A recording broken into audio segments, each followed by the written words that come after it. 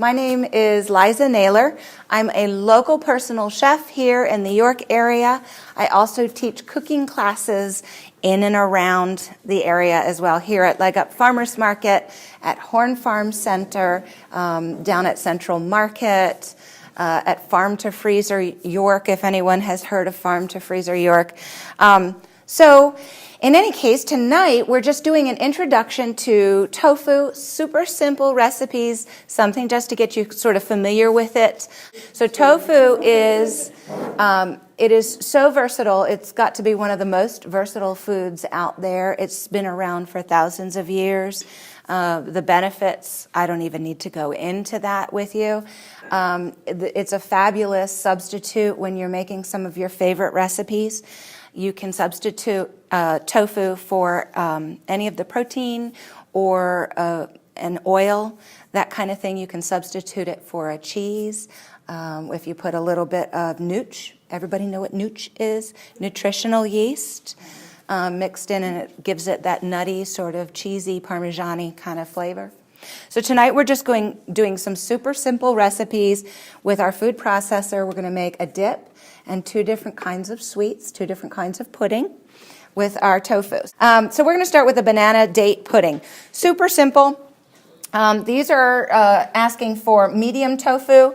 So when I went downstairs to look at Leg Up Farmers Market, you can find tofu in shelf stable, which is what this is right here. This is in the Asian section here at Leg Up Farmers Market, or you can find tofu in the refrigerated area by the vegetables. Either way is perfectly fine. It's entirely up to you how you want to purchase your tofu. So I purchased the shelf-stable tofu, and the options were soft here in the red. This is a firm and then an extra firm. So we didn't really have a medium option, but if we mix soft and firm, we should have something like a medium option. And these are in 12-ounce. These are 12-ounce blocks of tofu. Super, super simple. Tofu, you can freeze it. So if you're making a recipe and you don't use all of your tofu, you can freeze the rest. Can you freeze the pudding too? Just say you make the pudding. Yeah, you could. You could freeze. What I would do if you're thawing out the pudding, if you make it in bulk like that, I would just make sure you mix it up really, really well. Yeah. So here is what I would do. This is 12 ounces, and I really only need about 4 more ounces, so I'm going to let it slide right out. This is the firm tofu. So easy, so simple. It's fallen apart a little bit, but I am guesstimating about 4 more ounces here to put in with the soft tofu.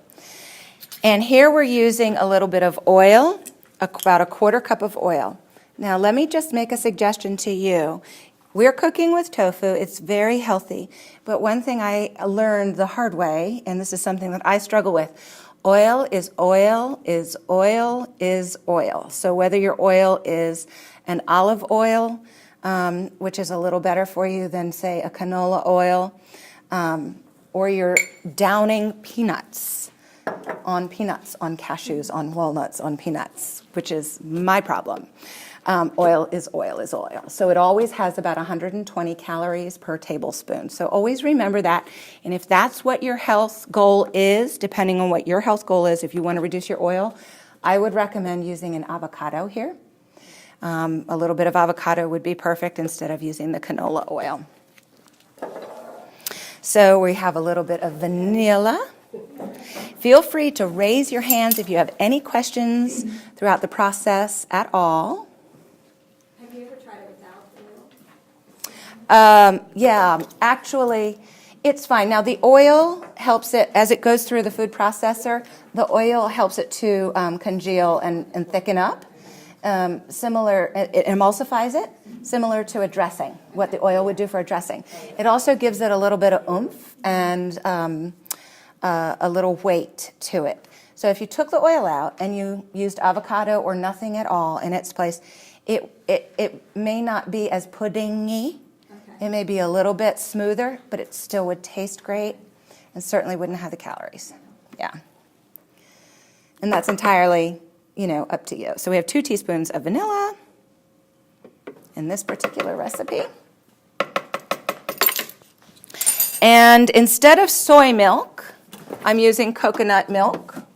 So I do that because something I always encourage, don't get intimidated by a recipe. When you look at it and you go to the store and they're out of this or they don't have that, feel free to do your substitutions. Just get online on your phones or whatever and do whatever substitution works for you.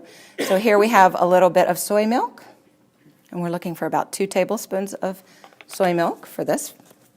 And I'm using the coconut milk right here. And a touch of lemon juice.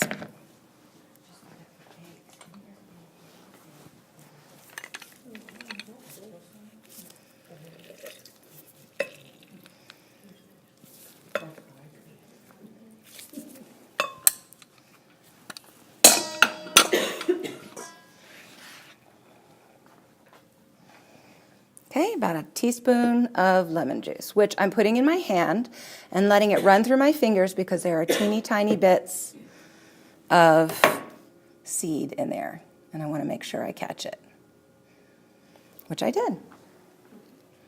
Old-fashioned strainer. Oh! A touch of salt.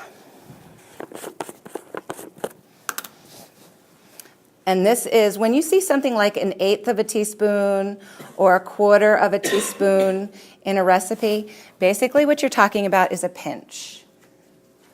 And about a 1/2 cup of dates.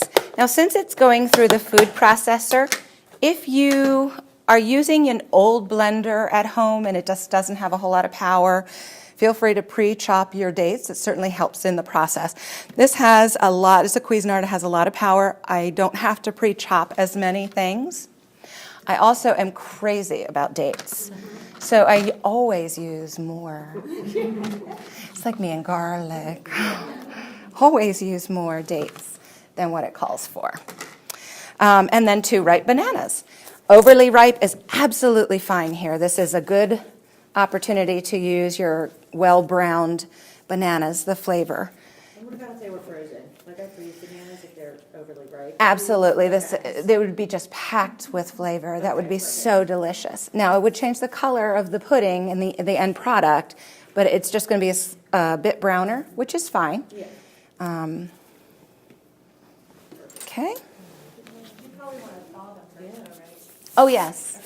Yeah. Thaw them first. Okay. Your food processor can't handle That would be a problem. So you're going to let this go for a little while. You're going to see the bits of dates sort of gather around the sides, and then you're just going to scrape that down and let it go again for a little while.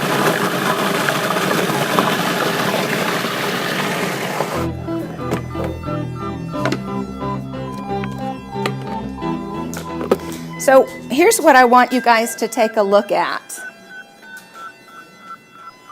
And I'm going to have you pass it around. I don't want to walk too much, but jiggle it. Take a look at that puddingy texture.